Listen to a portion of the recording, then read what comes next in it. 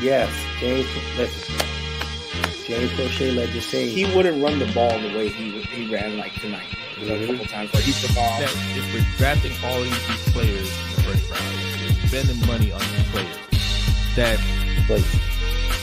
And there is not much that teams are going to do when you're winning. Even if you ain't feeling what I got to say, I can write it, ball it up, and sew it away. Congrats to Ferris for Giants winning. I know you're happy. I got 86 to join, drop a number today. Even if you ain't feeling what I got to say, I can write it, ball it up, and sew it away. They ain't hit record and let the beat play. I got 86 to join, drop a number today. I'm more Langston than I want him to start doing that. Would have sworn, Lord, I got the end. Him and Wade with a Marvin Gaye mine. That should be a big deal. Where do I sign? Living in illusions of freedom. Warning signs like we. All right. Welcome back to another edition of Ravens Online Ungatekeepers. And as you can see, I have two special guests with me here today. I have Brodny from Lunch Break Hot Take, one half of that dynamic duo.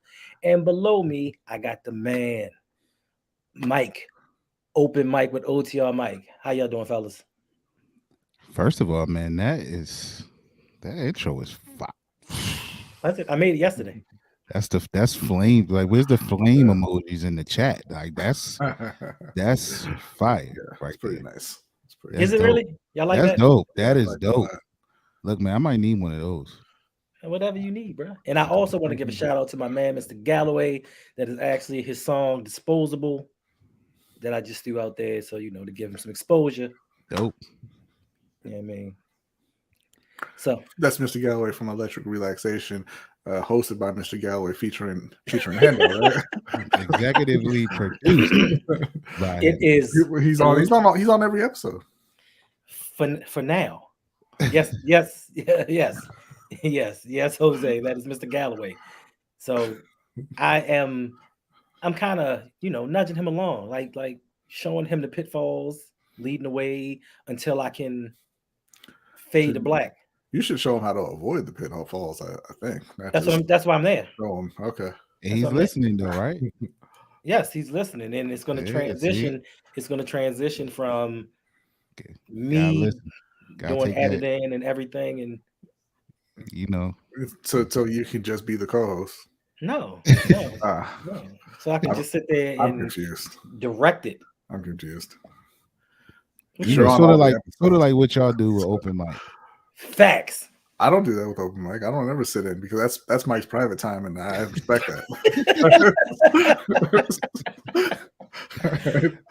Well, eventually, I'm gonna respect his private time as well. Okay. But for now, it's a co-op. I mean, gotcha. It's a co-op mission until he gets it down, and then I'm just going. Like I said, I'm gonna disappear.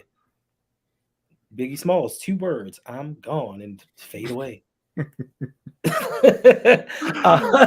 right, let's see. This is why I bring these guys on here. It's so entertaining. Let's see who we have in the chat. We got Jose from Lunch Break Hot Take. Yes, the other half.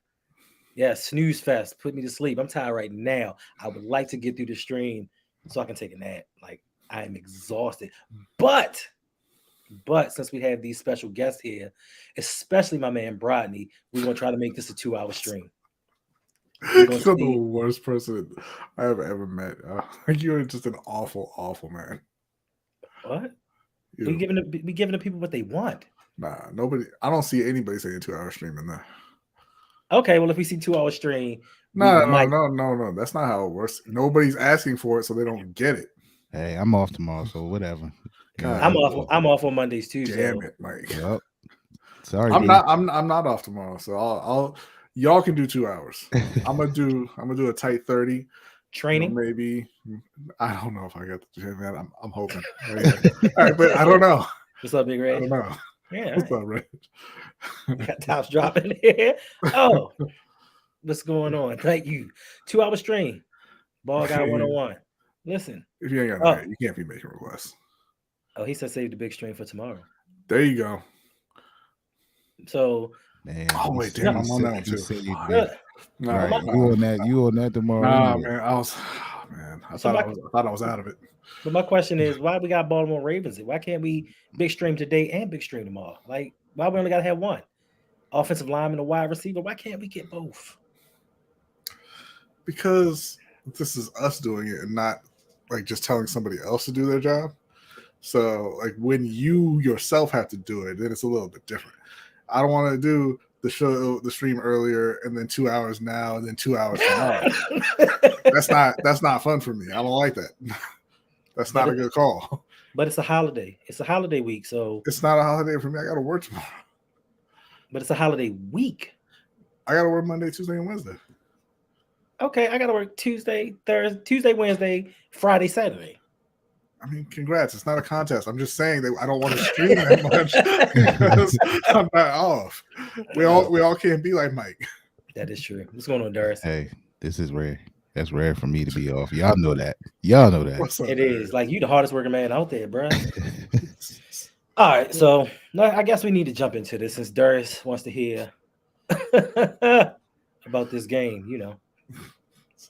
I mean, I don't really want to talk about it. It's not much to talk about. Is it? What's your thoughts on the game, Brodny? My thoughts on the game, both teams get an F. This is a bad game. It was less intense than those training camp scrimmages that, you know, when one team goes to see the other right before a preseason game. You usually get a few fights in there and people are all rowdy because the season's getting ready to start. It was less intense than that. And, I mean, the defenses played well enough, right? They're going up against offenses who don't pose any threat to anybody. So I don't even give you that much credit for that. I'll give credit to Broderick Washington. He made a very nice play batting that ball that Pierre-Paul ended up intercepting. Mm-hmm. Marlowe had himself a nice interception as well. They got after Baker a little bit. But, you know, you're going up against the O-line that's still developing. So it's not that surprising that you were able to get a pressure on Baker. On the other side, I mean, you had Demarcus Robinson. He had a nice day. He had a career day, 9 catches for 100 and something yards. Top Straub is right. Queen did show up today. Had himself 12 tackles. But outside of Demarcus Robinson, there was only one other catch by a wide receiver. That was a 3-yard catch by Devin Duvernay. So the wide receivers get an F. Mark Andrews, he was okay. 6 for 60-some yards. He was okay, but you know, the rest of the tight ends didn't do anything. They get an F. The O-line, they let people get to Lamar. They caught some friendly fire. They get an F. The run game, it did okay here and there in the second half, but it wasn't consistent all day. They get an F. Lamar played well enough. You know, he did what he had to do. Lamar doesn't get an F, but, you know. Does Lamar ever get an F? Is it possible? Like, I mean, he'll have bad games, but I don't think he's ever played quite that bad, you know, for me to give him an F. But I don't give him an F here just because, you know, he made the plays he needed to make. He made the throws he needed to make. There were several drops, and there's not a lot of help out there. But, I mean, it wasn't a great game from Lamar either. This is true. What do you feel about the game, Mike?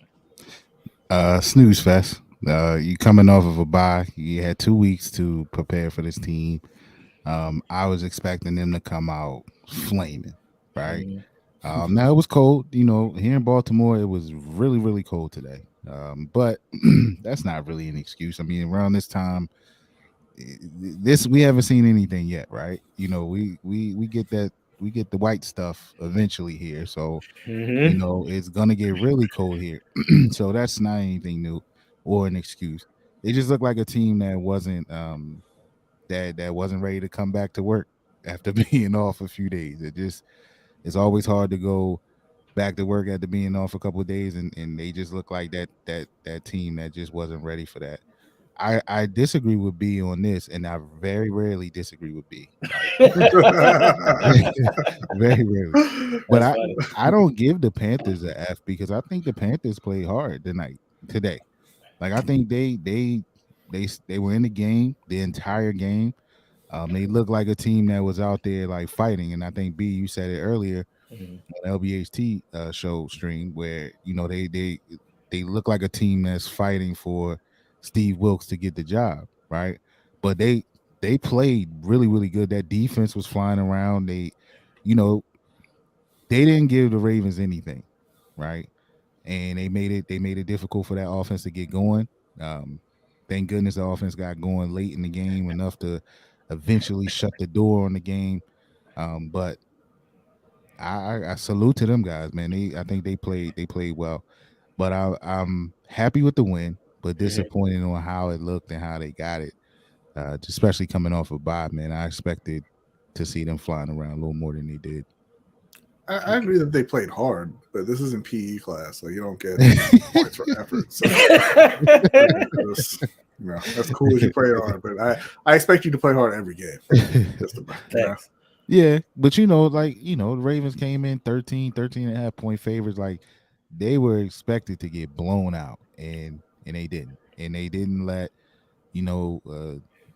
which has recently been dubbed in the the national media publications as a high octane offense. I don't know where they seeing this, but this offense was supposed to get going, man, and they didn't. And that's a salute and a shout out to that Panthers defense, man.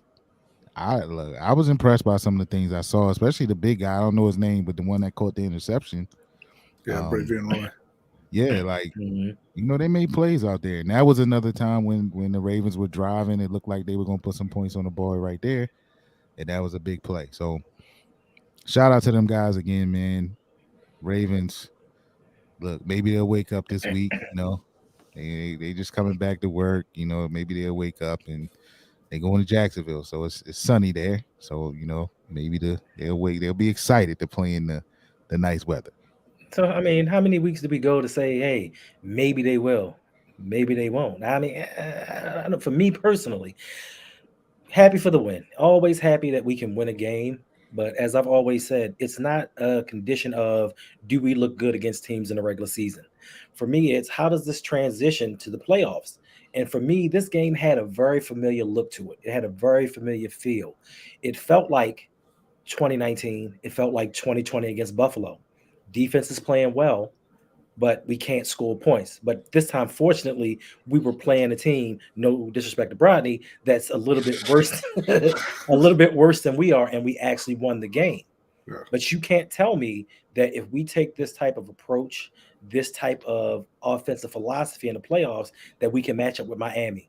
We can match up with Buffalo. We can match up with Kansas City. Hell, we might not be able to match up with the Tennessee Titans doing this. Cincinnati Bengals, if they ever get their things together. So for me, I just feel like I don't know if in this game in particular, the defense earned their money. They played well. Don't get me wrong. The defense played well.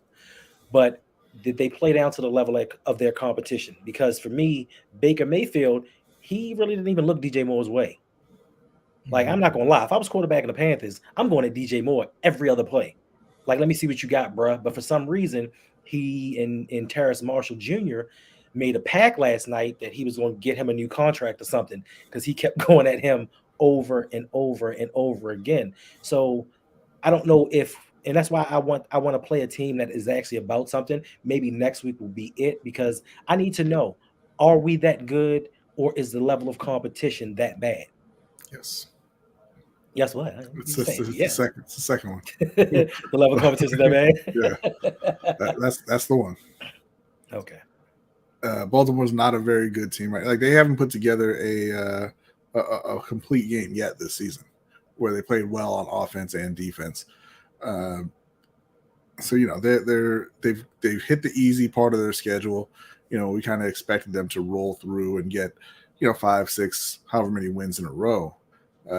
But the hope was that they would build momentum doing it and learn how to execute while doing it and start to look like a contender while they were beating these teams who shouldn't really be a threat to Baltimore.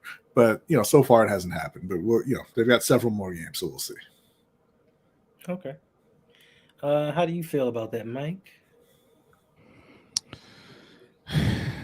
Deep breaths are not good. When you take a deep breath when you speak, it's not really that good. I mean, look, man. I agree with you. I see what would have you concerned or a little apprehensive? Like, we got. I guess the defense has been playing solid, right? Or good over the last couple of weeks, and then I guess we got a jolt when we got Roquan, right? And that kind of in 2 games, it looks like that's an amazing move. But on the flip side of that, kind of to what your point is, I'm taking your point is we haven't really played a team that would be a threat to us, right? So we don't know just how good the defense is yet. Now they taking care of business, and that's at the end of the day, that's what you have to do. Take care of the business that's in front of you, right? And they're doing that. To give up 3 points today, whether it's Baker Mayfield or you one of us three, I mean that's impressive, right? Like, because I get busy out there, so I'm at least gonna throw 2 touchdowns, right? But but no, to hold them to 3 points. Oh, my brother Shug. What's going on? What's up, Big Mike, the GOAT? What's up, Brodny? And my boy Hendo. How you guys doing today? Good. But to hold them to 3 points, man, in any game in the NFL, I mean, you gotta tip your hat to that somewhat. But I totally understand y'all point on like wanting to see them up against an offense that could possibly test them, right? And that's when will we get that? That could be this week. This week coming. I mean, maybe not. But we'll see. They got to just keep taking care of their business that's in front of them and winning games.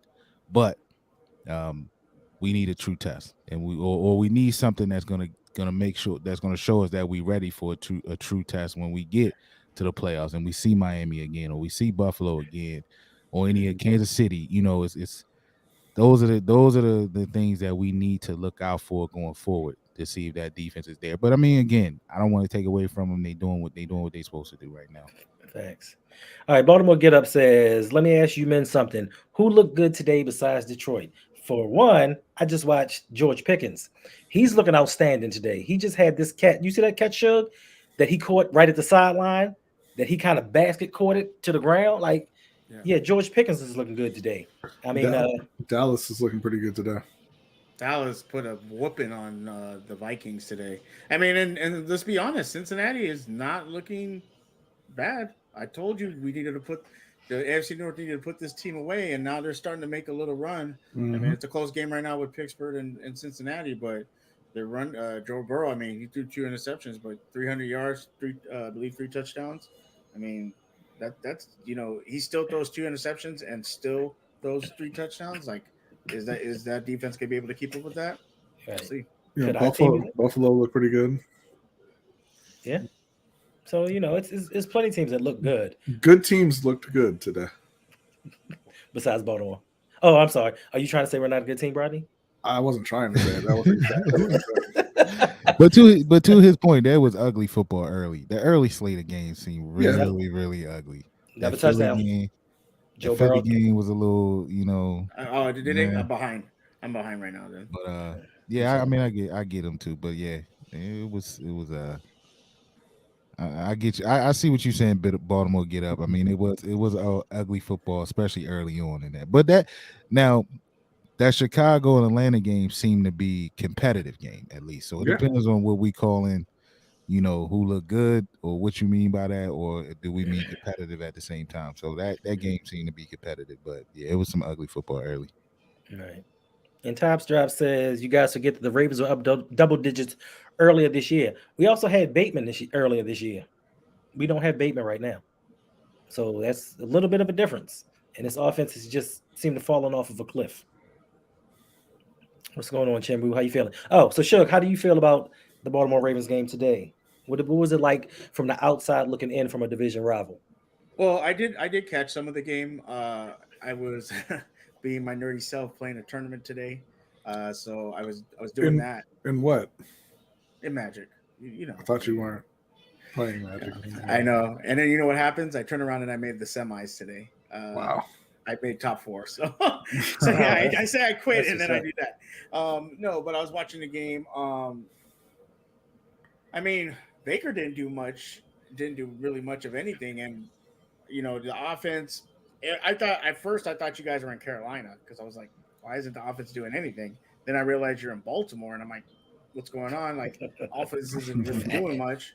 I like what your defense was doing.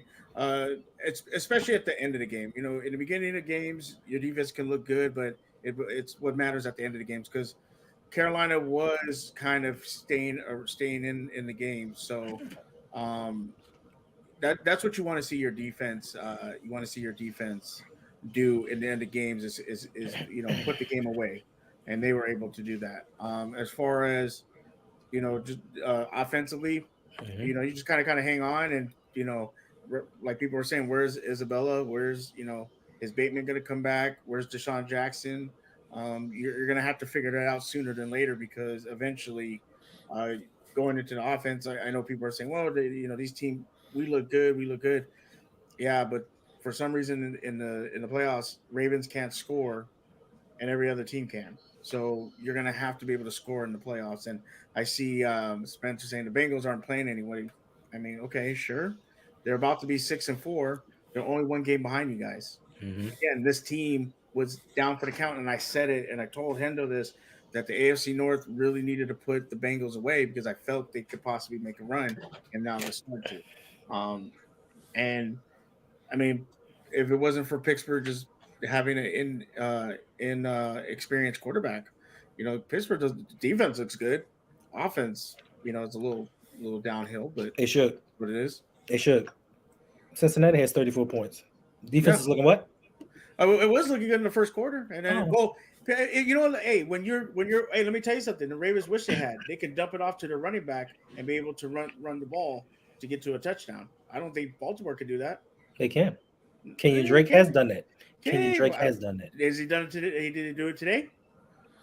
It's not what was needed. It don't matter. Hey, but I'm outside looking in. So I mean, it's always good to get different perspectives on things. All right. So we're going to move on to the next. We're going to move on to the good, the bad, and the ugly. For me, the good, of course, we won the game. We kept the 1-game lead in the division. The defense, to me, is rounding into form. Or is it? I don't really know. They look good regardless. Listen, I'm glad for Marcus Peters that he was able to redeem himself today.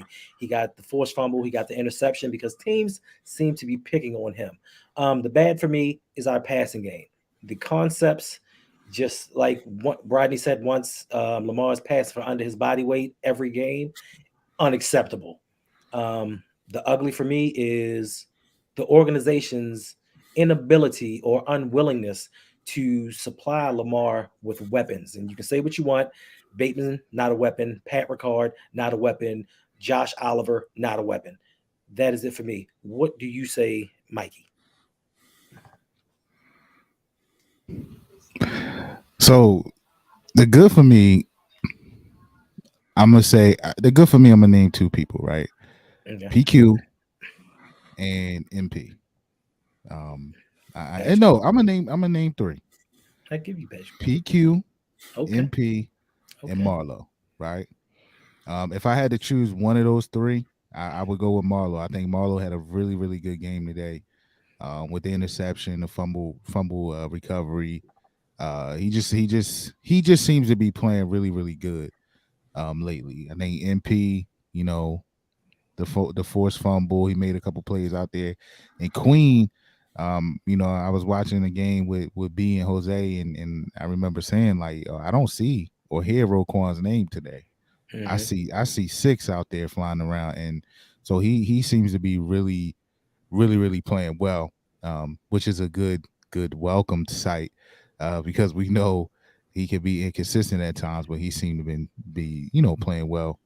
The bad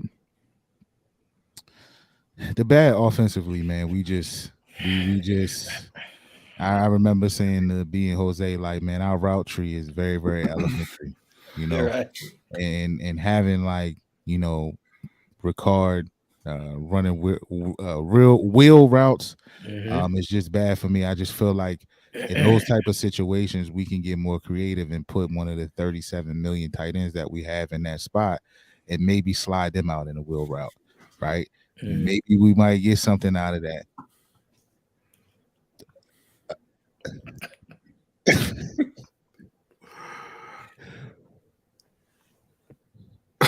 Are you stuck? You frozen? No, what's that? Oh, I'm sorry. I'm sorry. The ugly.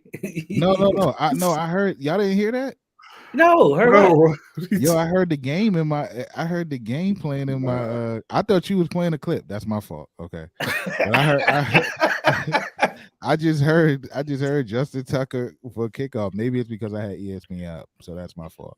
But but the bad no guys. I'm not crazy. I don't have a tick or anything that makes me freeze like that. But anyway, yeah, I just think that the play calling, man, is or the creativity. Right now, I know he's limited to what he has out there, but I just feel like you can just make better decisions on who you putting in certain situations. And like I said, running Pat like that, I'm just a little sick of seeing that. And the ugly, again, the ugly is the two injuries, right? You know, Ronnie Stanley seemed like it's the same. Well, it is the same injury the same ankle that he's been injured with before. So that's ugly for me. And then Kyle Hamilton, who seemed to have been playing better as of late, he going down with a knee injury, apparently. That's the ugly for me. I just feel like, in situations like games like that, right, where you are expected to win big, you got to close the door in those games early so you can kind of sit those guys down and not put them in so much harm. And that's what you run into in situations when you allow games to be when you allow teams to be in the game longer than they need to be or are supposed to be. Mm-hmm. So hopefully those guys are okay, but that can be a really, really ugly situation if we lose any of them, especially Ronnie Stanley. Facts. Rodney? Yeah, first I want to respond to Baltimore Get Up here. He said that the Bills didn't look good. They almost lost to Cleveland. They did not almost lose to Cleveland. Facts. They were down early 10-6, and then they scored 22 unanswered. They beat Cleveland fairly easily. The good for me, I mean, it would have to be Lamar and Demarcus Robinson showing some sort of life, I guess. That's pretty much it on the offense, for being honest. And obviously the defense did what you would expect them to do for the most part. They held them to 3 points. So, even though, like I said, holding Carolina's offense isn't impressive, but they did what they needed to do. The bad, I would probably go with the run game. I was surprised that they were not able to get more going. Even though I know Gus is out, JK's obviously out, but I thought Kenyon Drake and Justice Hill could have had more success, or should have had more success than they did. The ugly is the Ravens offensive line. Still not not playing a good complete game. The pass protection is a problem, and it's been a problem all year. And specifically, obviously, we're talking about Morgan Moses, who, in my opinion, shouldn't be in the game anymore. But obviously, letting Lamar get sacked. I mean, the Brian Burns sack wasn't on him necessarily, but just the line as a whole, and Lamar getting sacked and into Stanley's ankle. That's pretty ugly, obviously. But just the O-line in general needs to step up and play better if they want to have any shot of competing, come playoff time. Suge, any thoughts? Yeah, I got some thoughts. I would say the good is obviously the win. I mean, that's what you guys wanted, and I said that the Ravens would go undefeated for the rest of the season. I think the bad is the Ravens team overall. I mean, whoa, buddy, you're playing Carolina, a bottom 3 team. This should not be a 3-3. Have they're fourth from the bottom? I'll have they're fourth. Okay, thank you. But you want them bottom 3, right? I want them bottom 1. Okay, there you go. But I mean, it's Carolina. You shouldn't be struggling against this team, especially with a quarterback that's only had 57 yards the first half, I think, throwing. That is if you're a playoff team and a Super Bowl contender team, there's no way you even look at that game and happy with it. And I think the ugly is the coaching. You should have had your players ready. Like I said, watching that game, it looked like this game was being played in Carolina. I thought it was a Carolina crowd. I thought it was a Carolina stadium. And the fact that that is how you played at home. I mean, that, especially against a bad team. To be fair, though, that D Weezy takes over any room he's in. I mean, sure, and he was does. in That's true. That's true. He does. And you know what? If it's D Weezy's fault, it's D Weezy's fault, But at the same time, you need to show up and play the game and play like you're a top team. And I know, we can look at other games today, but I mean, I agree with Mike that a lot of NFL today was just ugly games, and that's going to happen. But you need to win the ugly games, but you also, when you're playing a team that you should beat, it just is. There's no excuse for not showing up and playing like a top tier team, and the Ravens didn't do that today. Yes, and part of the reason was Stanley went out. No, it wasn't.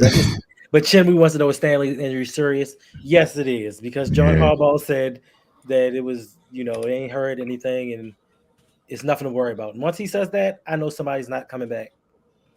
Johnny Stanley may never come back to this team. Okay, so we don't know. I'm gonna throw that disclaimer on there. There's no info yet. There's no info yet. Chinwu, what we know is it was the same left ankle that he's had 2 surgeries on. So, and he went down, he could barely walk, he limped, so that's never a good sign, especially if it's the same ankle. But I do want to say this, like, to the point of it, football, all the football looking ugly today. The one team I expected not to look ugly was us, because we're coming off of a bye. So you have 2 weeks to prepare. So, that the script of plays, it just tells me that either we got out coached somewhat from the Panthers defensive side to our offensive side, because typically if you got 2 weeks to prepare for a team, I mean, you scripting our plays and you know like what you're gonna do. You should know their weaknesses. And I think somebody in the chat said it looked like we weren't playing to their weaknesses. Or trying to exploit their weaknesses. So, I expected us to look better, even though football as a whole was kind of looking, a little suspect today, but we shouldn't have coming off of a bye. Especially off of a bye against a Carolina team. If it's Cincinnati, if it's maybe a division rival, Cleveland, okay, but they have no offense. I don't like the way you're stressing the fact that it was Carolina. Why don't you go why don't you go call up Mike Tomlin and ask him why Samaje Perine has 3 touchdowns on him today? Why don't you worry about that? Hey, excuse me, fellas. I would like to thank Shelly Jordan. You get a booty hurt today, aren't you? You get a booty hurt. I like it. I like when you get a little saucy, Brodny. I need the same energy in Old Man Gamer too. Stop that, because I want to thank Shelly Jordan for joining the Road family. I appreciate the subscription. Listen, you want to be awesome like Shelly? Make sure you come on over, subscribe to Lunch Break Hot Take, Open Mic with OTRMike, and the Suge Show. If you want some awesome content, make sure you subscribe to all of us. If you are new here, hit that like button, hit that subscribe button. If you like what we're doing, there are many ways that you can support the show.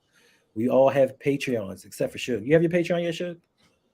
No, it's just hit me up and send me some money. You can find Suge on Cash App. Or exactly.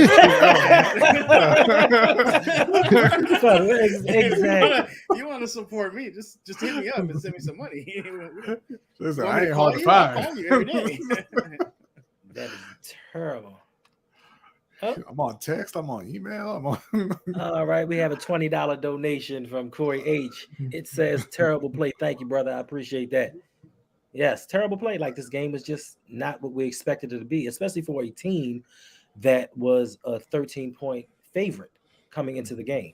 Now, that's a large amount in the NFL for somebody to be favored by 13 points. Yeah, that's wild. In a professional game. Real disrespectful.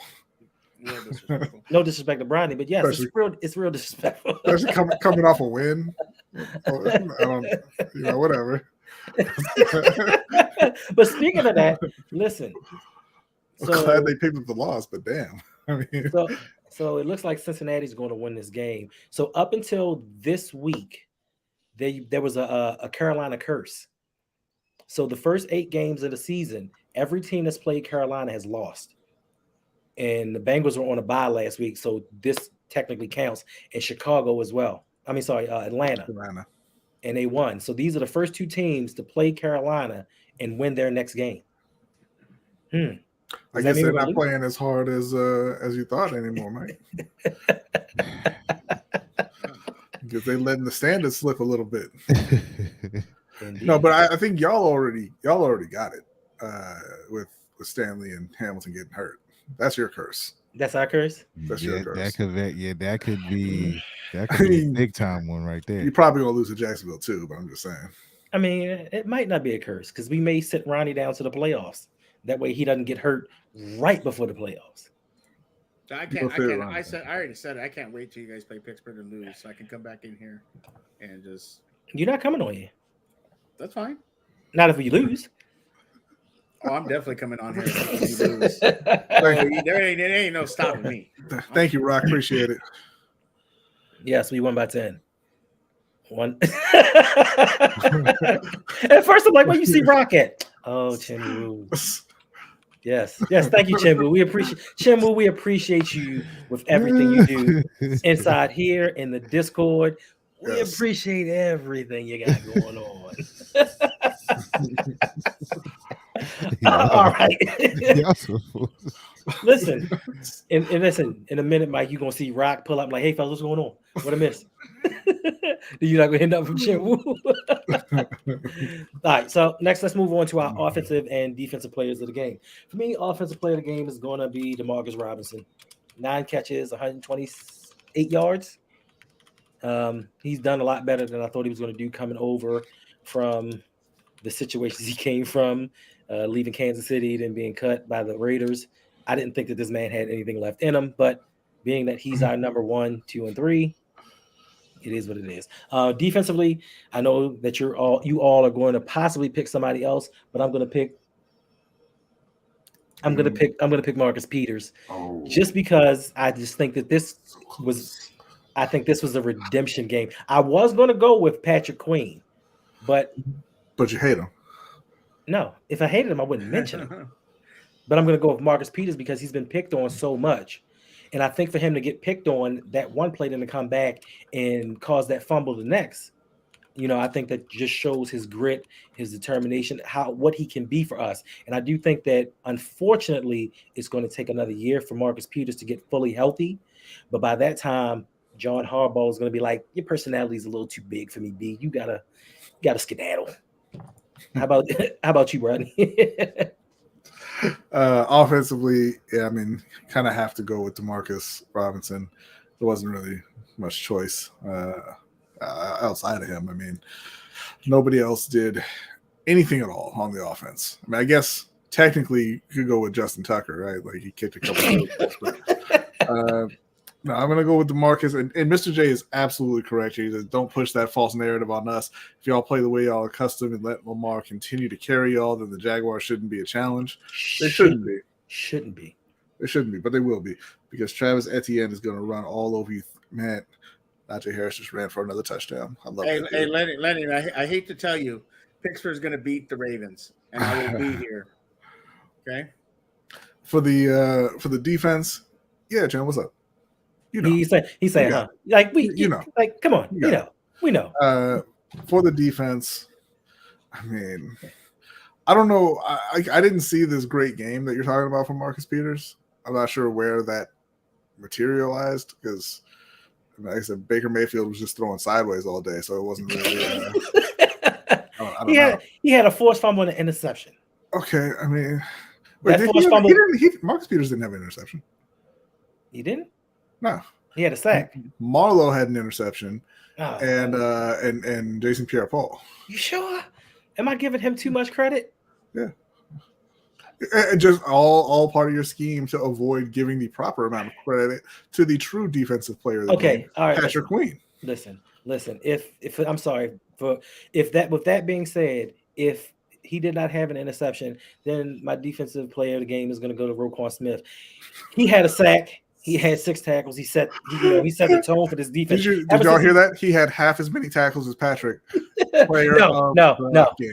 Defensive player of the game is going to be Patrick Queen. He had the half sack. He had the 9 tackles, the 3 assists. Patrick Queen was all over the place. So if that's true, Queen is mine. I'm sorry, B. Go ahead. Okay, yeah, no. So Patrick Queen is my defensive player of the game. Hendo, don't let people bully you into changing your pick. You picked Marcus Peters because he didn't do anything. But that's your guy. Stand in your truth. Patrick, like you said, he played very well. He was he looked very fired up to be playing a bad team. Very fired up, and he made quite a few stops. He had a nice game. All right, Mike. Look, I like what Big Red said, where he said offensive player of the game was Marlowe and the defensive player of the game was JPP. Look, yeah, it's not. I mean, should we try to pick somebody different or? No, you pick who you feel. Right. I mean, I think the only one on offense you can go with is obviously DeMarcus Robinson. So yeah, he's offensive. Defensively, yeah, like you picking MP that's not a bad pick. I think MP played well, and then he had that timely forced fumble, so that's cool. But as I said earlier, my defensive player of the game is Marlon Humphrey. I think he again is playing really, really well. He had the interception, he had the fumble recovery, and I think he made another big play. Now look, keep that in perspective with who was throwing the ball. But again, right. He seems to be locking down one side of the field, and that's a good thing. We said we didn't hear much from DJ Moore. I don't know if that's a salute or a test to how Marlowe was playing, but I think Marlowe played well today, so he'll be my defensive player. All right, Shug.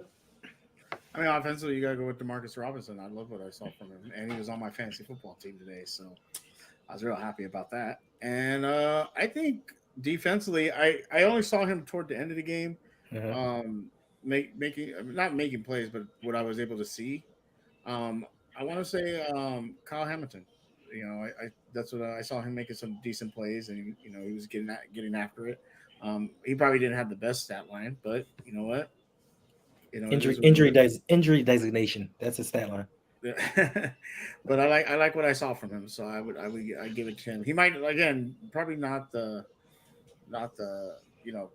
pick it probably should be, but I like what I saw from him. I mean, that's your pick. It doesn't, like Brodny said, stand in your truth. Stand in your truth. All right, Chinbu says stud cornerback in the first round next year. And see, this is my problem. We sit here and we watch this offense go through the rigmarole week after week. We sit there and say how pathetic the offense is, how we need wide receivers, how we're not game planning correctly for these teams. But then the first thing that happens once the offseason hits, where's that cornerback at? Where's that pass rusher? Like, we can never stick to what we really need to help this team. And that's why Lamar is going to be gone. Sorry to say it. I mean, I hope y'all follow me to the new team. Wherever I go, it's just I'm not even gonna hold you. I will follow Lamar to any team except for Washington. I will never. I can't do it. You heard it here first.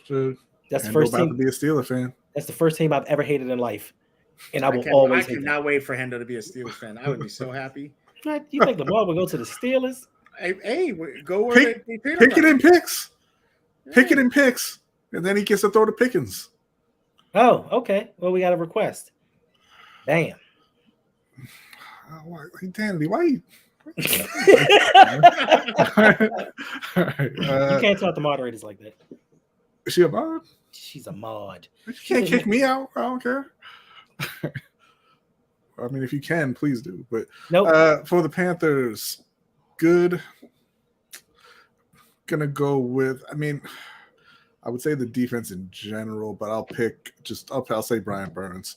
That's not because he took out Ronnie Stanley or anything, but just because I thought he played well. I thought like I said with Baltimore, also the defense played well in general, but I thought Brian stood out a bit. On the offense,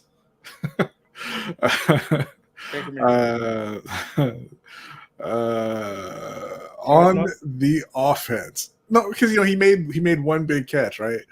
And I was like, oh man, Mr. J about to go at me in the Discord. And then on the very next play, he dropped the ball. He dropped the ball. I'm like, that's my guy Terrace right there. On the offense, it's nobody. There is no player of the game on the offense for Carolina. Wow. They were awful, top to bottom. Okay. So I mean, nobody deserves that designation from the offense. Okay. Hey, it is what it is.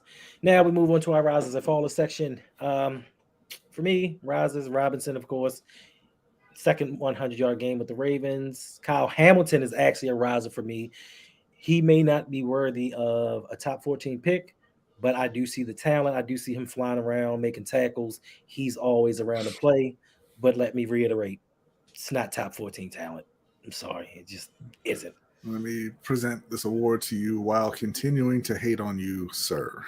Not hating on him. Even though you picked up an injury and we don't know how severe it is, I'm still going to take it there. You're right, Brodny. I shouldn't even do that. I shouldn't do that. And as far as my fallers, I had two fallers. One is Brandon Stevens. He just continues to get picked on, and I just don't think he was worth a third-round pick. The guy who never played the position? Exactly. No. Exactly. That's my point. And listen. It must be some things. I read something the other day. It said, people in your YouTube community should know you as a person or know your tendencies. And before I even speak upon it, here we go. Yes, my other faller is going to be Owe. This man had one tackle. He got me 3 points in fantasy. Mike, remind him.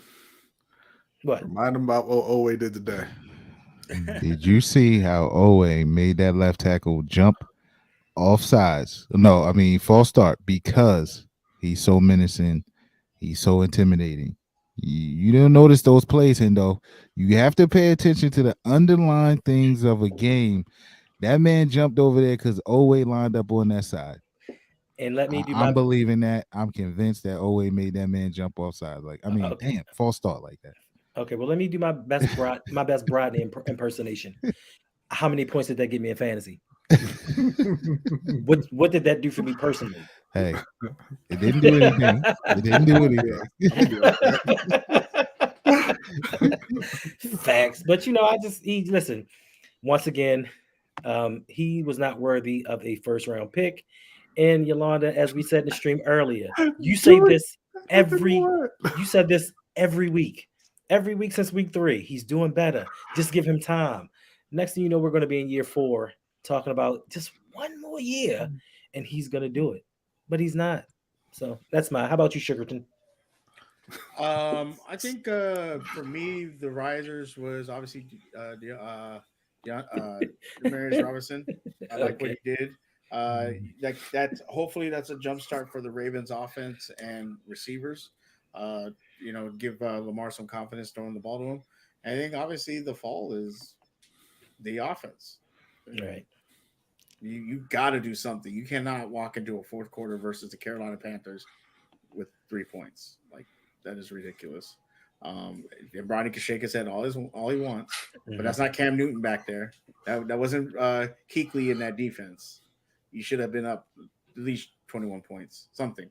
And at home. That's the thing. You guys were at home. Again, I pointed out I thought this game was in Carolina the way they were playing.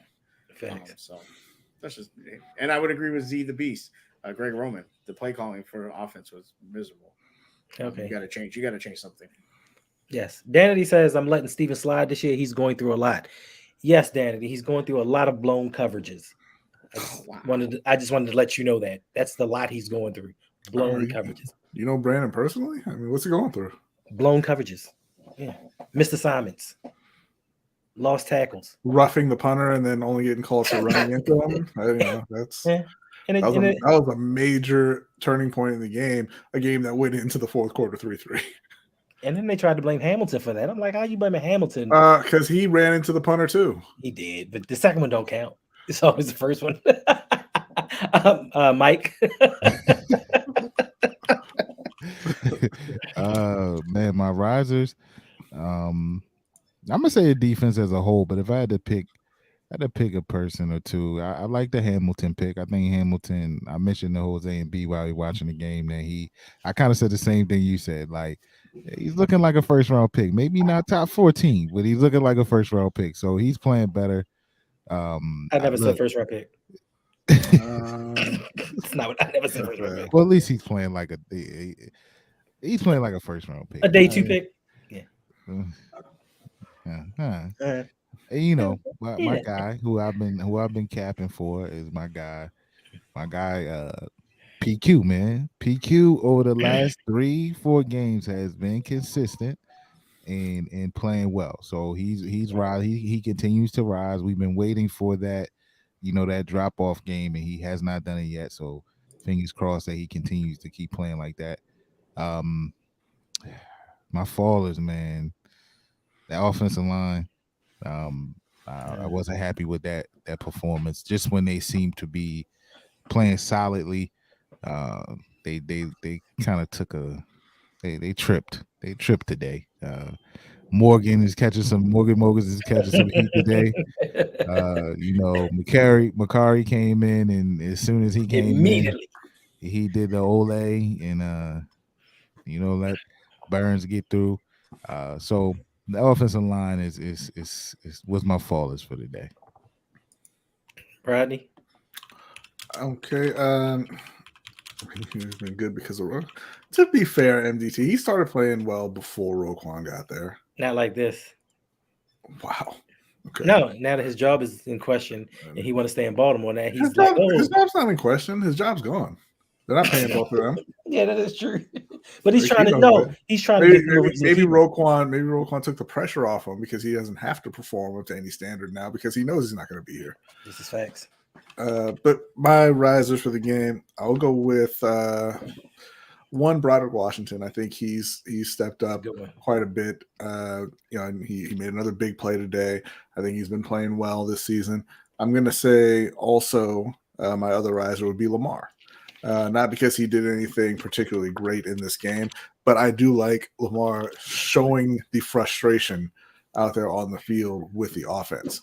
That's not a thing that you always seen from him. And, just being a fan of the Panthers and what they went through with Cam never really did that until much later in his career also. I think that, it's good for Lamar to be more demonstrative and kind of trying to take control of that situation as much as he can at this point. In terms of fallers, I'm going to agree with the O-line. They just have to. No, he's not. They have to. They have to keep on. They have to get it together. They have to be able to run and pass block both in the same game. Yeah. Like it's ridiculous at this point, right? Also, the fall I'm going to agree with. I believe it was Z the Beast and say Greg Roman, because like it's not entirely his fault. He doesn't have the weapons to work with, but he's still doing a bad job. All right. Ben Cleveland was inactive. So EDC, that brings me to my other faller. He just continues. Like he's in the abyss. Like this is just perpetual falling at this point. He's doing a terrible job drafting. He's doing a terrible job in free agency. And I'm going to say he's doing a bad job in the trade market as well because, you make trades, and the trades themselves aren't bad, but the trades are for the wrong positions. Thanks. They're for the positions that you don't really need. You know who's not doing bad in roster acquisition? OTRMike. my tight end is out right now, and I need every point I can get. He said, "You know what? Let me turn this camera off and make some deals." That's not why I cut the camera off. It was somebody at my door, but wow, I had it off. I had to get a tight end real quick. I'm like, I look at my phone like OTR making a roster move. All right. Incredible. Oh, man. Incredible. All right. So we're at the remittance portion of this program, which is just pretty much overtime, extra innings, whatever you want to call it. We can discuss anything that you want to talk about, gentlemen on the panel. We can talk about anything. Just put it in the comments and we will discuss it here for approximately the next 5 minutes. Let's see what the chat got. What kind of questions the chat got? Where's Isaiah Likely and Devin Duvernay? Devin's falling. As is Likely. They're both falling. They did not play well. Yeah. Yeah. Which I need to hear what Mike has to say, because if we take this back some weeks, Devin Duvernay is your number 2 EDC acquisition, and we all thought he was on the uprise. I mean, at that moment, at that point in time, he was. At that point in time, I said he was the number 2. He was the MVP, the second uh in the Ravens MVPs for the year at that point in time. But he's hit the wall, and this is what we discussed though when we early in the season when we talked about the lack of wide receivers, like what's going to happen when somebody goes down, what's going to happen when one of them hits the wall, and that's what we're seeing. Like it's just we hope that he continues to do well and plays well, but like this is just what it is. He's a 3 to 4 wide receiver, on solid teams, and that's just what we're seeing out of him. Nah, he's just a kick returner on other teams. I think he's talented. I think he's showing that he can make plays, and he can be a weapon. When Giro really goes in his vault, right? When he goes into the extra door, you know how like you got the first door and then there's another small one back there.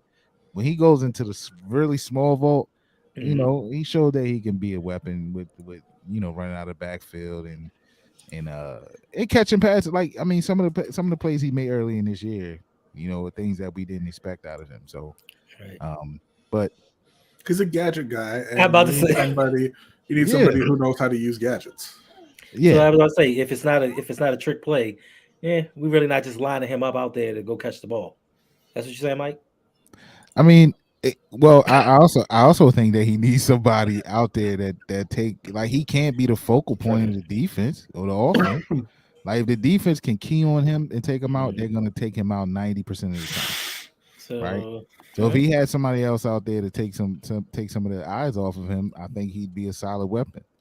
But for us, he's the number 1 right now. Did you say no, Reg? Yeah, no. You think T.O. would give us more wide receiver than we had? Probably. I think he would. No, he wouldn't. Listen. Dez Bryant. That's what you're talking about. Okay. This dude can't play. Dez Bryant had touchdowns. James Prochet does not. Ever. Come on, man. Dez Bryant had 2 touchdowns. One of them, they did not cover him, and the other one was a very clear offensive interference that they just didn't call. He gave you absolutely nothing. I mean, he did, and part of it was the way that they used him. So no, it wasn't. The part of it was he washed up at 31 because he never worked on his actual technique, and he had a bunch of injuries. He didn't have the athleticism anymore, and he can't play. That's all it was. It wasn't the way they used him. It wasn't they got to give him targets. The make him a red zone threat. No, he sucks. He's not an NFL wide receiver anymore, and that's all you saw. Same thing with T.O. Okay. He can run fast in a straight line still, and that's great, but no. He still runs faster than James Prochet. But, okay, Top Drops wants to know, right, he does. Pay Lamar or let him walk? Build the offense from scratch or Mike? You got to listen. You got to pay him. They should have been paid him. This team can't afford to start from scratch. Or like, it can't afford with this type of fan base to start from scratch. I'll say that. Like, we're used to winning. We're used to being contenders in one way or another. So I don't think we've ever really gone through it from scratch, so to speak, right? We had some down years, but you have to pay Lamar Jackson. You have to, and then you pay him and then build around that. Like I always say, you got a Ferrari, right? You have a Ferrari in Lamar Jackson, right? Quite possibly one of the most dangerous weapons this game has ever seen at the quarterback position. But you putting unleaded gas in it, right? You putting 87 gas, regular gas in a Ferrari. I'm pretty sure. I've never driven a Ferrari though, so don't hold that to me. But I'm pretty sure you shouldn't be putting 87 regular gas in a Ferrari. Thanks. So you gotta put some weapons around him. I think if we do it, we will just see like the offense. He'll make any offense at that point look better. Right, but he just don't have it. B was saying it earlier, like he's frustrated because he's forced to throw to Demarcus Robinson. And DeMarcus had a good game, but like he's forced. That's what he was forced to go to today. So you gotta pay Lamar. Get that man the money and put some other weapons around him. Then you'll see. Okay, Brodny. Yeah, I mean, look, you pay Lamar. Lamar is not an issue in Baltimore. So, I mean, it shouldn't be a question of pay him or let him walk. The issue is Eric DeCosta, who has not built around him, Greg Roman, who can't coordinate a championship caliber offense, John Harbaugh, who refuses to change anything about his coaching style ever since he won a Super Bowl 10 years ago and hasn't done anything since. You're talking about building from scratch. What gives you the confidence that Eric DeCosta is capable of that, right? The problem in Baltimore is they are the only team who has a superstar at the quarterback position who looks like they have a veteran bridge quarterback at the position. And it's not because of Lamar playing poorly, it's because they do not put talent around him. If you go and you focused for an offseason or two and built the O-line and got some actual NFL caliber wide receivers, their offense wouldn't be a problem. They would be blowing teams out every week. Mm-hmm. These teams, like, you're playing Carolina, you're playing Jacksonville next week, you'd be beating these teams by 20 plus. But the management in Baltimore doesn't know how to build an offense around him.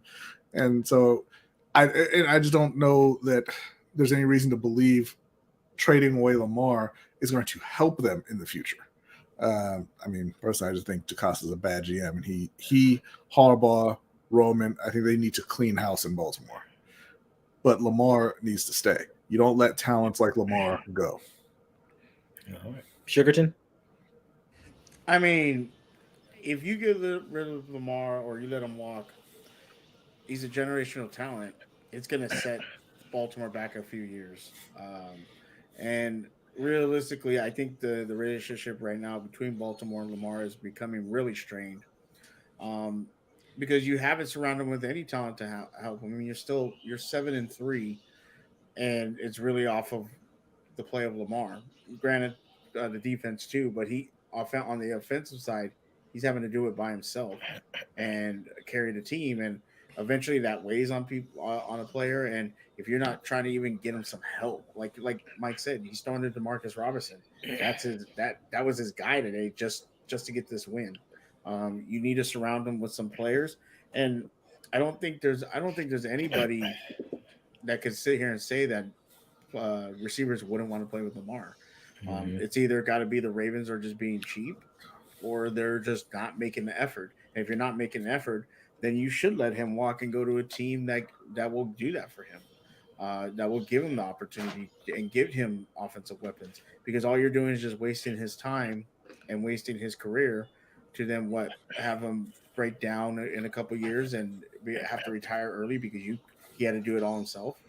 So I think if you're the Ravens, you really need to look at your organization and say, you know what, we need to change things. And it starts with getting Lamar some help, paying him, and getting this mindset of we need to put weapons around him if we want to win, and also if we want to keep our franchise quarterback, generational quarterback, happy. Because that's what you should just do. It shouldn't be a problem that the Ravens are making it right now. And a lot of people will say, well, they don't need it, because I've seen the tweets. There's certain Raven fans I see, well, he should be grateful, this and that. And then when the playoffs come, you want to throw him under the bus, tell him that he's not that kind of quarterback, yet he's been doing it all for you this year. So, Yeah, and Todd, I see you say that he overthrows deep passes and misses reads. Every single quarterback in the NFL does. Every single one of them. The difference for Baltimore is, one, they don't have wide receivers who can adjust and bail Lamar out when he does make a bad throw, like most teams have. And two, they don't throw the ball enough to where, hey, if you miss that one shot to Mark Andrews that could have been a touchdown, you're not coming back on the next play and throwing it again and giving Lamar a chance to make up for it. It's, oh, you missed that one. Okay, well, that was your fourth pass of the quarter. So we'll see in quarter two. They just don't throw the ball enough. But every single quarterback around the league, I don't care who it is you're talking about, every single one of them misses passes every single game. Yeah, because you don't hear them talking about Josh Allen the last 2 weeks prior to this one. What is he? He's no. The last, and even this week. He started this game off not great. Did he? Yeah. I don't think he had any interceptions this week though. So I mean, he's had enough the last 2 weeks. He's had 6 turnovers, 4 interceptions. But you don't hear the media crushing him like they do Lamar. My bad. No, you go ahead. No, to B's point and to answer top drops, right? Like, what's up with Aaron Rodgers right now? Right? Like he's one of the greatest deep ball throwers that we've ever seen, right? And that has been missing out of this offense because he doesn't have a Devontae Adams out there to bail him out. He doesn't have a Jordy Nelson out there to bail him out. He doesn't have a who else has he played with? That with Jones, Ray Jennings. Yeah, like those guys, he doesn't he's missing that this year. So you see that the deep ball offense, the deep ball is missing out of that offense this year. Look at Miami, like to the naked eye, right? Tua is balling, and rightfully so. Tua is playing very good. But how many times do you see him throw a deep ball and he underthrows it, right? But those wide receivers that he has out there are bailing him out of that. And they make so you're not even noticing that he really underthrew that ball because those guys are making a play on the ball and they're scoring off of it. Lamar doesn't have that guy that can make him look better on a throw, on a missed throw, right? You got to have a wide receiver that the great wide receivers go get the ball, right? They make a play on the ball. And when you got a true number one, that's what happens. He doesn't have that here. So when he misses on a deep pass, right? How many times have we seen Lamar in this case, right? Where, it's a deep pass, and nobody, and the wide receiver doesn't lay out, right? Or it doesn't, the effort to get the ball seems to be lacking a little bit.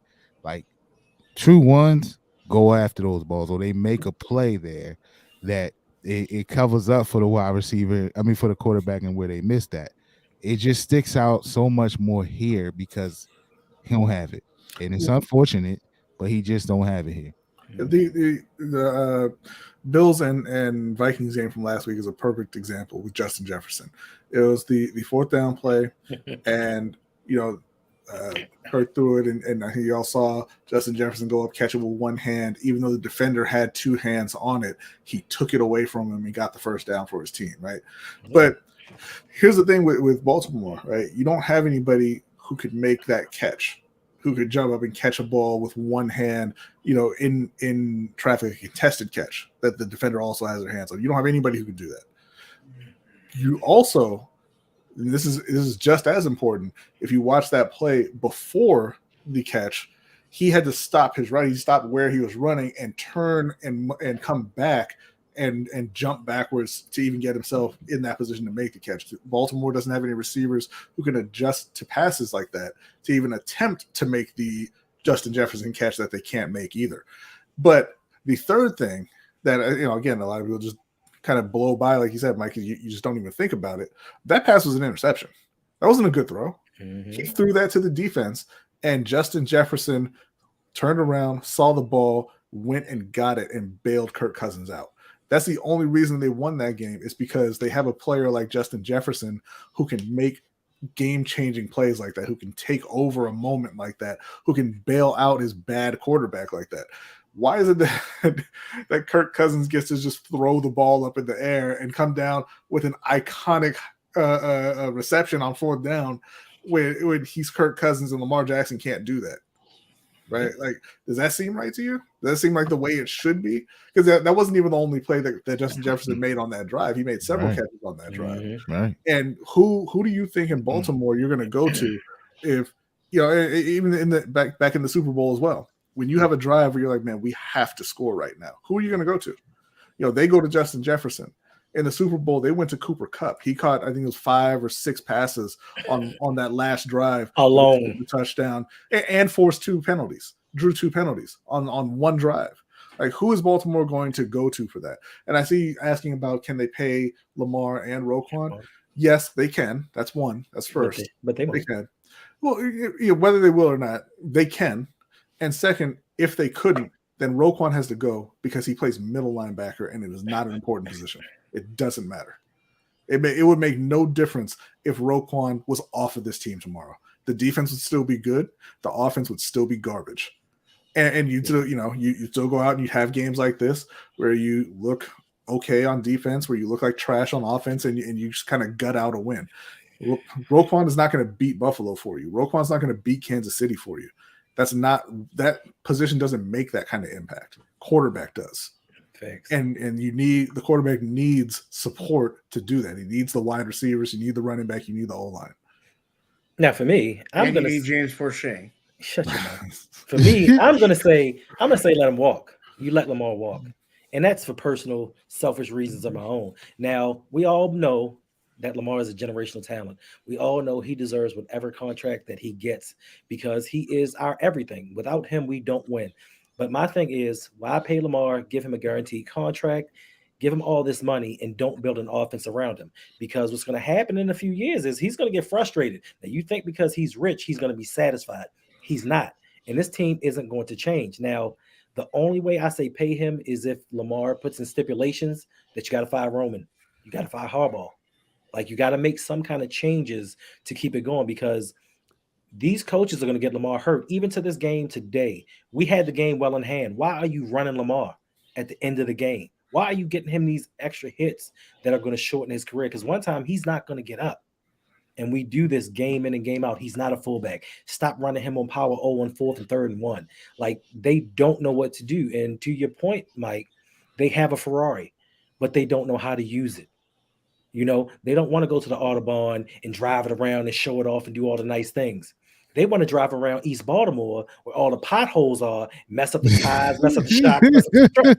That's what the Baltimore Ravens do with their Ferrari. They want to show it off in the hood. They on down Pennsylvania Avenue. They on Monument Street. Remount, messing up the rims. You know what I'm saying? That's what we do. We don't know what to do with an offensive talent like this because we've never had it. We've never seen it before. John Harbaugh's never seen it. He doesn't know what to do with it. Greg Roman, he's definitely not seen it. They don't know how to handle these situations, so they stick with what they know.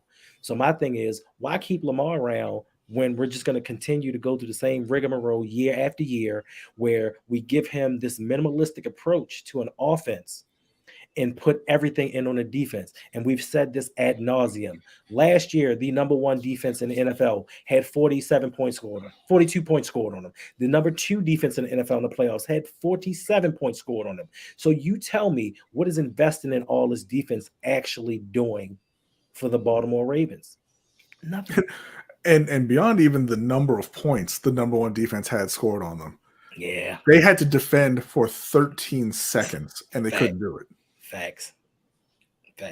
Because that's the impact of having a great quarterback and great weapons. Facts.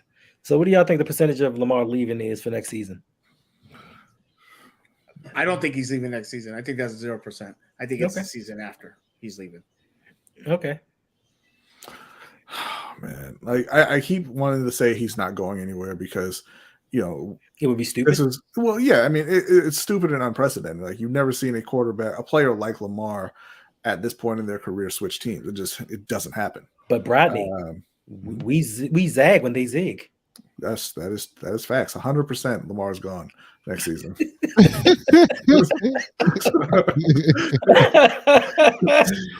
Oh man, look, I don't even want to think about it, man. I would hate to see him go. I think I've made it clear on every stream that I go on, and we talk about this, that if he goes, I go. So I don't know how much that matters to the Ravens, that they would lose such a great person like me as a fan. Not just you. I think I'm taking everybody with me if that's the case. But I don't know, man. Like, part of me was, he not going nowhere, and that's what I want to say. But as I watch the games and I see his frustration growing, I don't think his frustration is solely on play, right? I think his frustration kind of just comes from the entire picture, right? So if it's not just play, which I'm okay with him being frustrated with play and barking at his linemen and getting upset out there.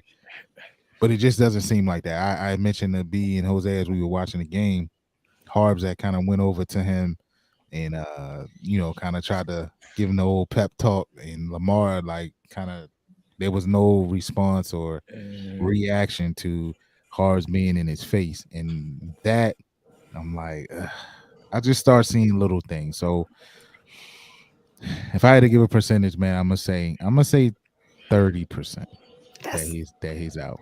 No, Yeah, because that's just part of me being, a the homer and wanting optimist. to be, yeah.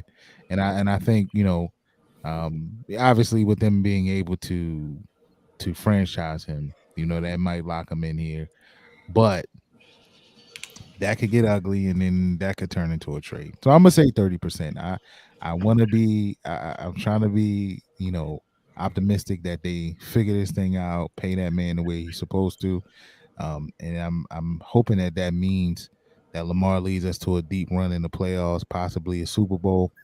But what scares me about that is if this team goes to a Super Bowl, Greg Roman ain't going nowhere. All of y'all that want Roman gone, he ain't going nowhere unless another team tries to hire him as a coach.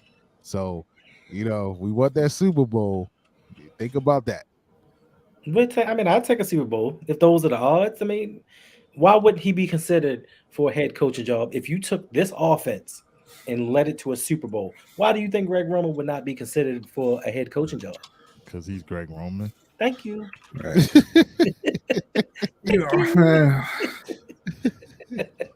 You see the. I'm sorry. Go ahead.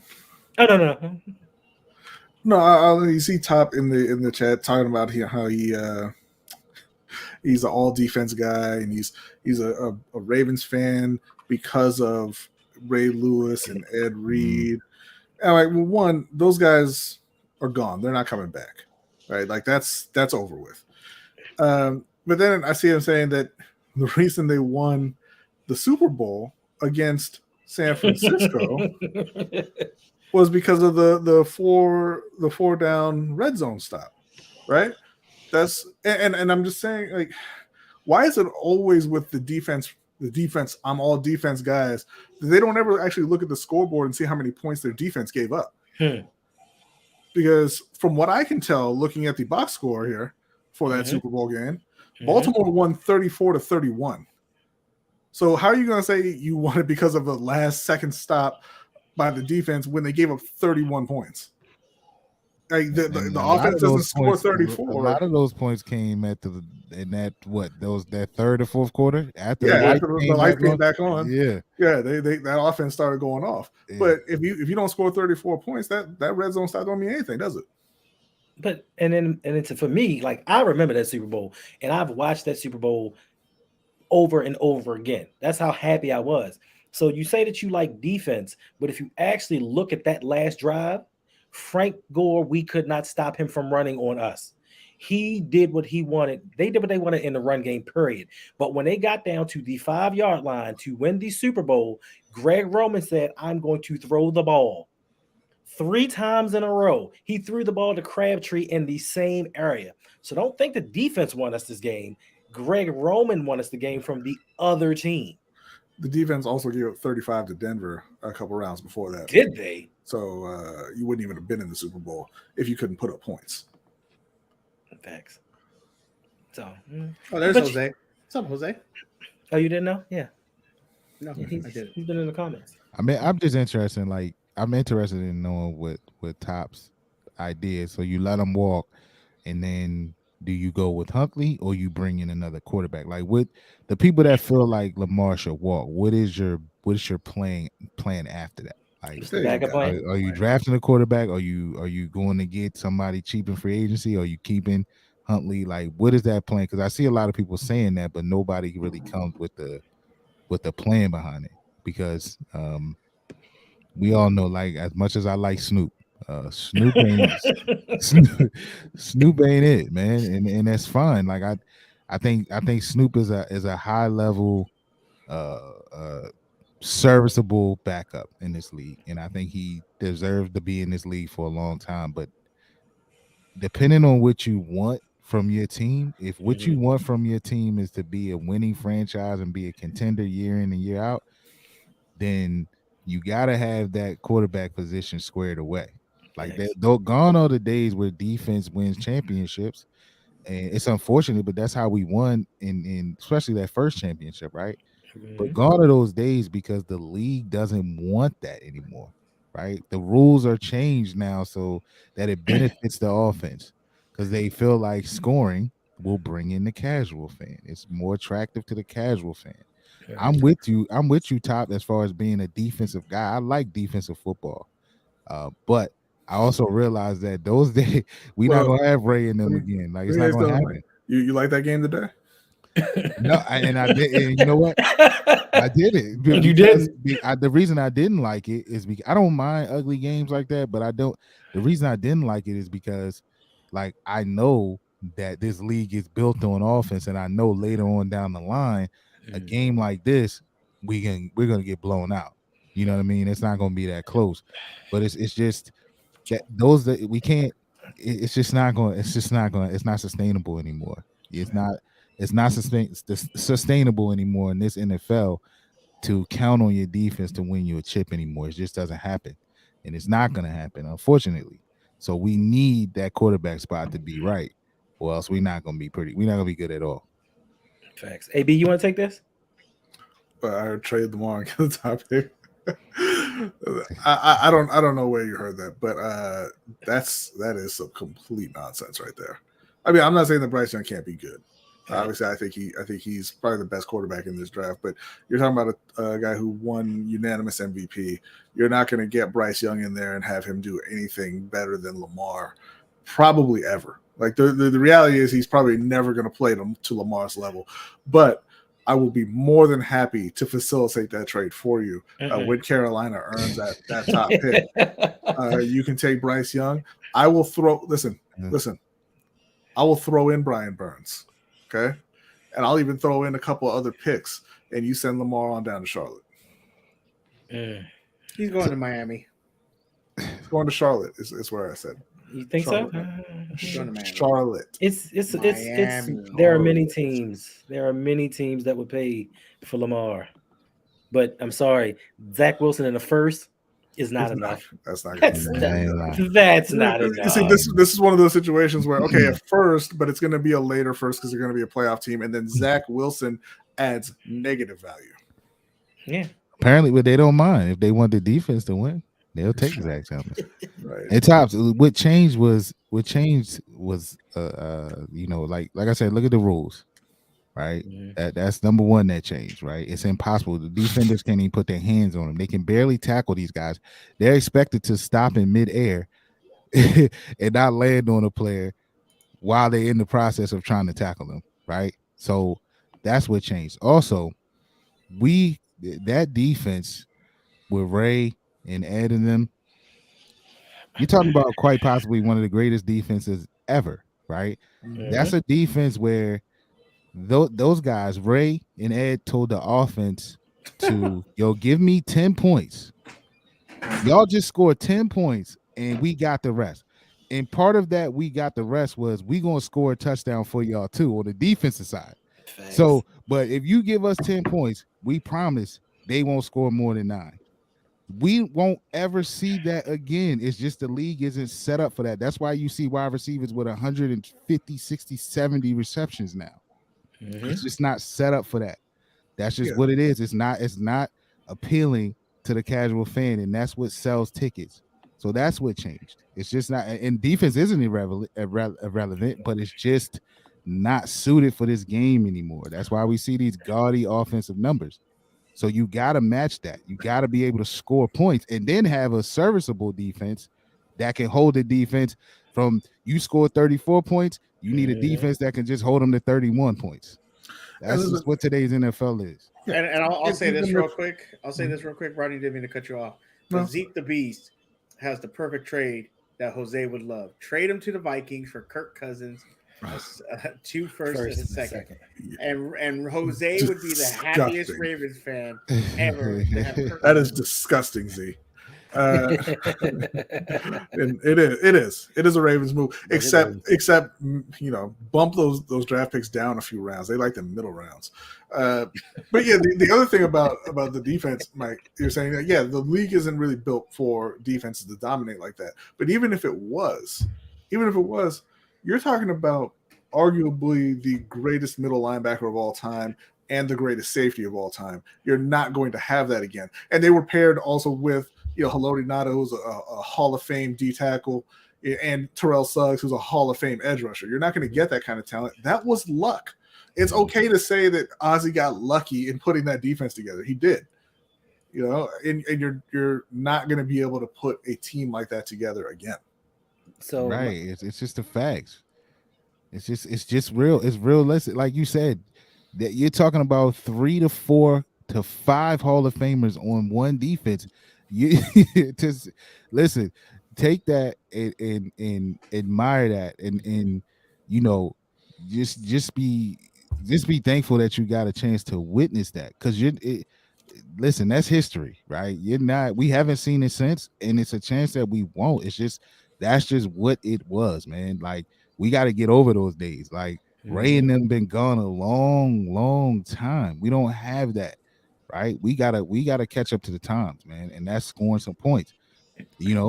Put some weapons around your quarterback and score some points. Now, whether that's Lamar or not, I mean, if you feel like Lamar should go, that's up to you. But either way, you're gonna have to score points. You're gonna need a person here that can score some points for you, and that's just, that's why we were successful in 2019. Yeah. Because we had the offense. That offense was clicking. Nobody could stop us. That was it. It wasn't so much. The defense played well. Don't get me wrong, but the defense wasn't put in bad situations because they knew that offense was going to go down the field and score on anybody that you put out there. So I have a question for Tops Drop. So you say you're a defensive guy. You like defense. We caught lightning in a bottle several times with some of these players. But my question to you is, well, from 2000 to 2006, we may have had 3 or 4 of the greatest defenses of all time, because I still believe 2004 and 2006 defenses were better than 2000s.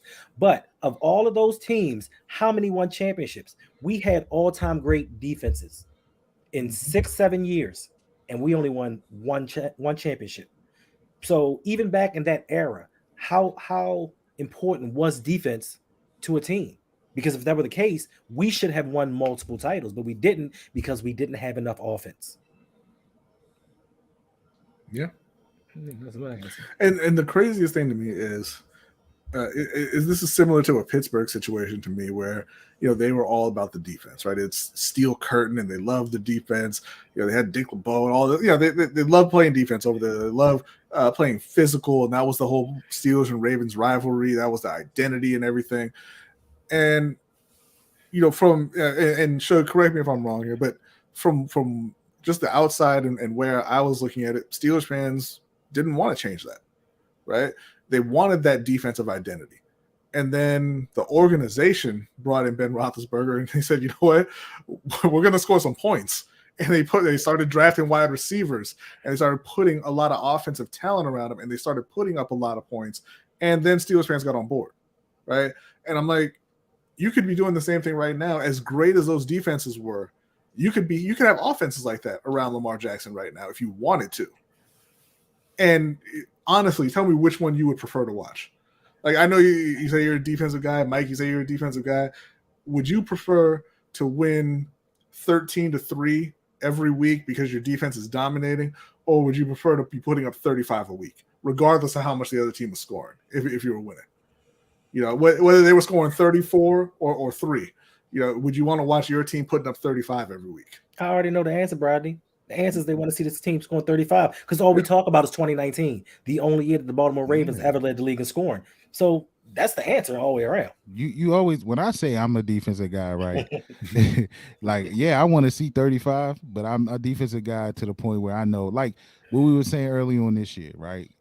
In years past, when we were losing those games, we were giving up. We were up by 10 points or more. Back in the day, in those days, we used to a defense that if you up 10 or more going into the fourth quarter, the game is over.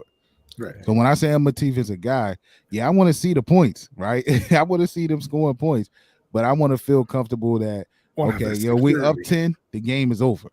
And that's the security that's missing. Yeah, we don't have it's just not that brand of football anymore. And that's and let me respond to Brodny. I mean, most of the time, Brodny, I try to correct you, but you just never take my advice. But no, you're right. Like that, the Steelers team was about defense, and about I want to say 2007 season, they handed the ball over to Ben, and he got to the Super Bowl. He got to the Super Bowl against the Packers, and they had go back and look at that. I believe it was 2010 team. They had Mike Wallace, they had Sanders, they had Antonio Brown, they had Anton Randall L. They had Heath Miller. That team had receivers, and then it had Mendenhall who couldn't hold on to the damn ball, and so you're absolutely right. Things kind of changed, and it went into a more offensive direction, and I think that's probably one of the things for Steeler fans that is frustrating is like they want, like Mike said, you want to see to me, I am more of an offensive guy, but I do want to see a defense hit hard. I don't want to see 3rd and 15 and the defense give up a 15-yard first down. Like that's what we don't want to see. We don't want to see when it's 3rd and 15, we know our defense is going to either only give them 5 or 6 yards, or they're going to intercept the ball, or they're going to stop them. That's it. We're not going to, not a defense that's giving up 15 yards, or they're at the 9-yard line, and all of a sudden they're at the 1-yard line on the other side. Like that's the kind of defense we want. That's what you want, but you want the offense to go with it, where they're putting up points. I think that's what Mike is talking about, and I think for the Ravens, the tough part is again, it falls back on the organization. You have to bring in weapons. Again, I said it. I don't think there's a player that would come out and say, I don't want to play with Lamar Jackson. I think a lot of people would play with Lamar Jackson. So it has to be an organizational thing that you're either not making the attempt, or you're not, or you're lying to Lamar and say, yeah, we're trying to get guys, but they're not responding to us. So things like that need to change. And I think the organization needs to look inward at that and really, either come to a conclusion. You're going to keep Lamar and you're going to try to help him, or you don't want to help him and you'll just get rid of him. So let me ask you a question, Shug. Sure. Do you think that Keenan Allen would want to play with Lamar Jackson? 100%. All right. So how about you trade him to me? Well, that doesn't make any sense because I have Lamar Jackson. We're not talking to you right now. I'm talking to Shug. I mean, this is a deal. You're always trying to wheel and deal on fantasy football every 5 minutes. No, we're not. God. Listen, we've been in here an hour and a half. It's been more than 5 minutes. We gave you at least an hour before we start the assault. But anywho, thanks for reminding me. This is a no 2-hour stream, and we've been here for an hour and a half. So we are going to bring this to a close because Sunday Night Football is on, and I want to get into that. So hold on. Come on, man. Come on, Tyler. The comment, is there anyone available to come help Lamar? Have you not been paying attention, Tyler? There have been so many wide receivers available to come help Lamar. It's not even funny. That so many wide receivers have moved. What's up, Caleb? So many wide receivers have moved. Caleb, I'm mad at you, Caleb. Did you lose to Caleb? No, he took the lead though. He's still going. He had 14 Cowboys playing against me today. No, Ty. You don't say ain't no one coming. They're not trying to get anyone.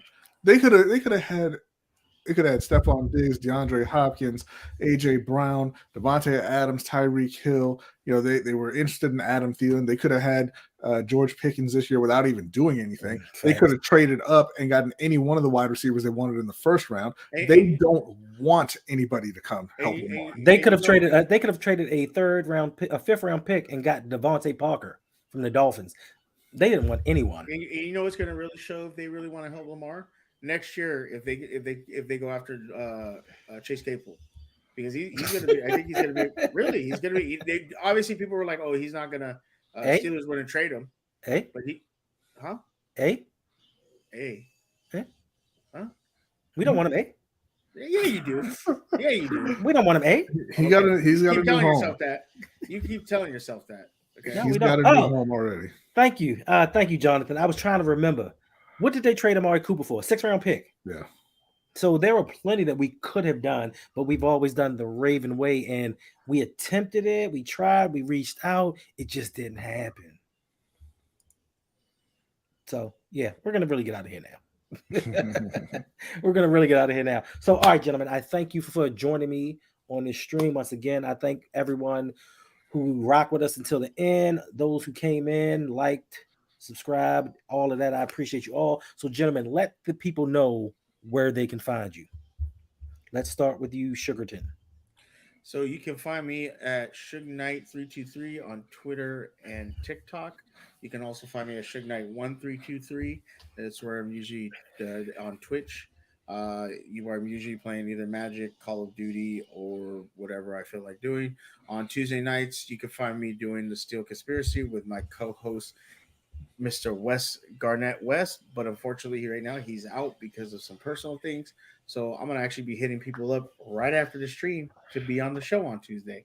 And then you can also check out my Black Panther Wakanda Forever review. If you watch that movie, it's a great movie. Check out my review. I did it with Chris Anthony Lopez. We're gonna be doing some more stuff like that. So check it out. Leave a comment. Let us know what you thought about the Black Panther movie. If you enjoyed it, if you didn't enjoy it, what's your thoughts? And I'll be doing some other stuff, some reviews and stuff like that. So, yeah, check out all that stuff. Make sure to follow my 3 guys right here. Obviously, the GOAT right there, number 2 and number 3 in the corner. Make sure to follow all 3 of these guys. They're great. They're great. They know their sports. I love hanging out with them, and I appreciate all 3 of them. So, thank you very much, Hendo, for having me on. Appreciate you, buddy. Indeed, Mike. Yeah, so I am one of Open Mic with OTRMike. That is a show where the mic is open for any discussion, no matter what it is, where it is, or who it is. Go and subscribe to that channel if you want a different side of all of these guys, because you will get that. It's not always sports.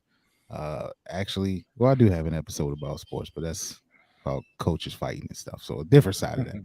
But yeah, it's a little different than sports, man. I talk about anything and everything. So go and subscribe over there. I am also 1/3 of Ring Kings podcast with my partner above me, Brodny, and then Jose, who is in the chat. If you want good boxing content, then you need to go subscribe to Ring Kings podcast right now. Look, it is made for, even if you aren't a real diehard boxing fan, we are the channel you need. We don't make you feel bad about that.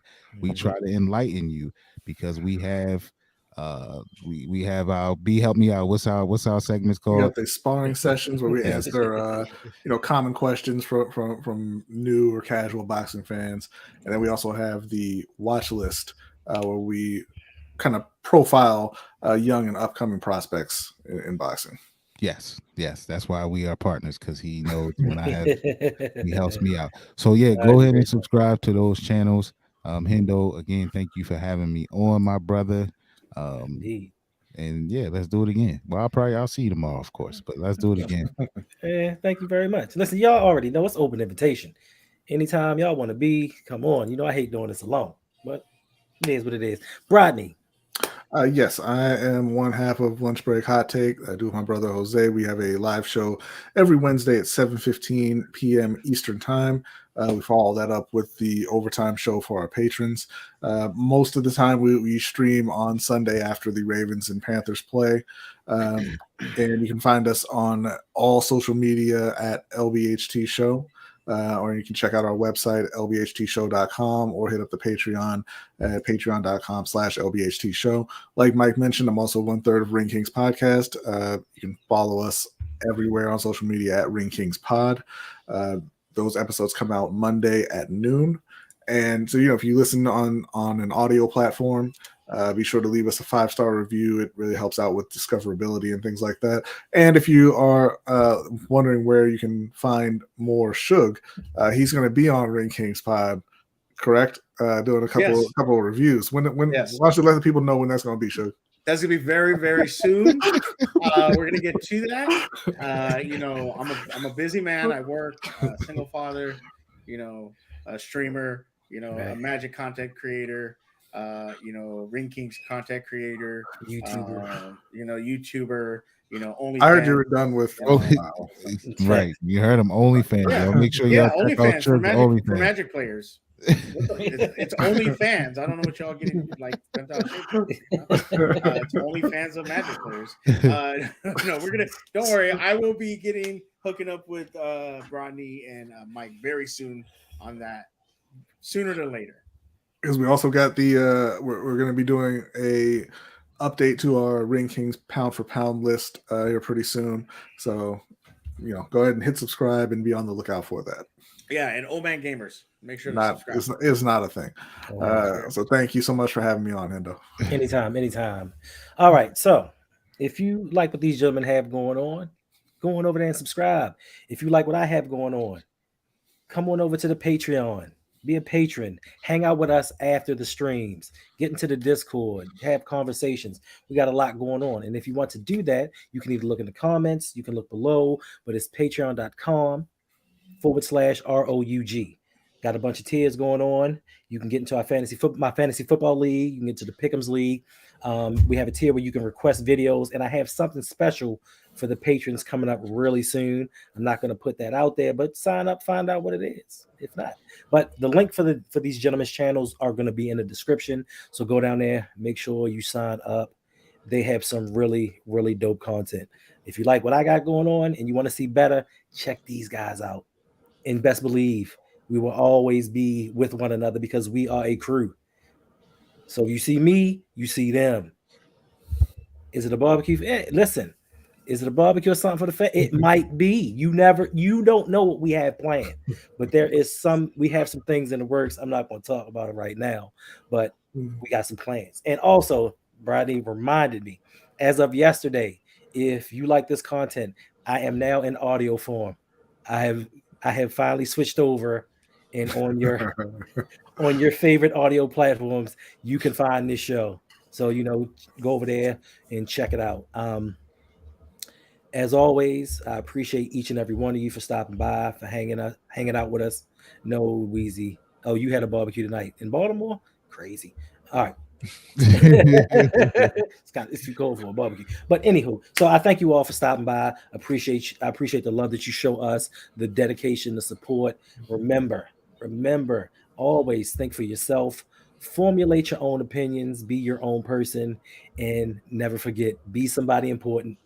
Be yourself. Until next time, y'all. Yes. James Prochet led this team. He wouldn't run the ball the way he ran like tonight a couple times where he took off. Now, if we're drafting all these players in the first round, if we're spending money on these players, that and there is not much that teams are going to do when you're winning. And listen, much respect. Congrats to Ferris for Giants winning. I know you're happy. We play good teams. Once we get to the playoffs, this is going to be, we want to win. We say we want to be this championship caliber team. We say that we want to. All right. It's OTR_Mike. I want him to start doing that. Jackson looking deep for Duvernay, and he makes the adjustment.